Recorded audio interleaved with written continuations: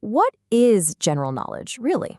We got this fascinating list, just 10 essential facts, presented like a little gift. So today, we're not just going to read the answers. Nope. We're going to deconstruct the list itself to see what it tells us about the very structure of knowledge. Let's dive in. And this is how it all starts. Seriously, just the name Krishna and a thumbs up. That's it. No big introduction, no hello and welcome. It's so casual, so friendly. It immediately makes you lean in, right? It sets this really cool, personal tone from the get-go. And then right after that friendly hello, we get this offer. It's super direct, super helpful. I will prepare some GK questions and their answers for you in Hindi. I mean, think about it. It's like being handed a pre-packaged starter kit of essential knowledge. A little gift from our mysterious friend, Krishna. So let's kick things off with part 1, Krishna's offer. Okay, so that leads to the big question, doesn't it? If someone handed you a general knowledge starter pack, what would you expect to find inside? Like, what are the absolute non-negotiable must-know facts that you think form the basis of, well, knowing stuff? The cool thing is, we don't have to guess. Which brings us to part 2, a journey of 10 questions. Now, as we go through these, I want you to be a detective with me. Try to spot a pattern. Why these specific 10 questions? What's the logic? So right out of the gate, the first 2 questions are all about national symbols. India's national bird, the peacock. The national sport, hockey. See, these aren't just random trivia questions you'd find in a board game. They're way more than that. They're foundational pieces of a shared national identity, the kind of stuff everyone's expected to know. Okay, so from national symbols, the list pivots to some heavy hitters from history and culture.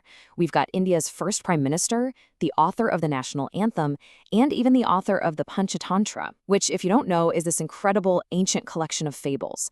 These are the cornerstones of the country's political and literary story.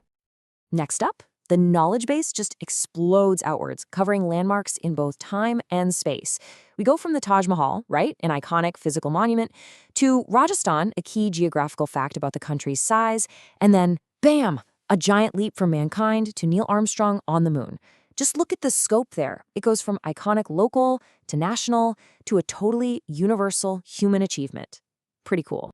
And then, tucked right in the middle of all this is this pure, simple, fundamental science fact.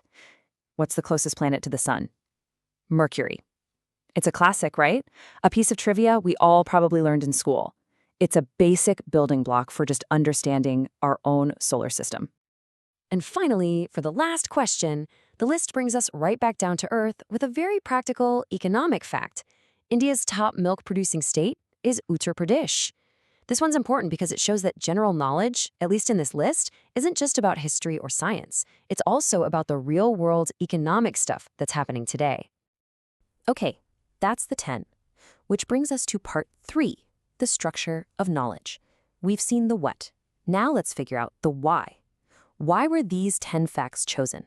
So before I show you the breakdown, just take a second and think about it.